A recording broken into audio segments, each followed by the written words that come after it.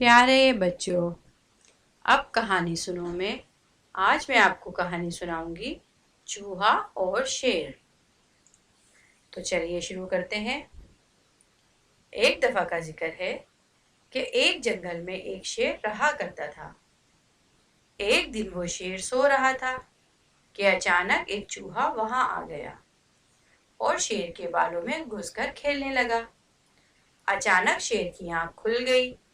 اس نے چوہے کو پکڑ لیا۔ چوہا ڈر گیا اور شیر سے منت کرنے لگا، مجھے چھوڑ دو، مجھے چھوڑ دو، میں آئندہ ایسا نہیں کروں گا۔ شیر کو اس پر رحم آ گیا۔ اس نے چوہے کو چھوڑ دیا۔ چوہا جاتے جاتے شیر سے کہنے لگا، میں اس احسان کا بدلہ ضرور دوں گا۔ شیر ہنسنے لگا۔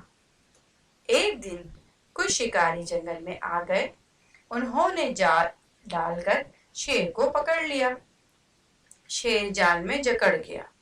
وہاں اچانک وہی چوہا بھی آ گیا۔ اس نے اپنے دانتوں سے جال کو کاٹنا شروع کر دیا۔ اس طرح شیر آزاد ہو گیا۔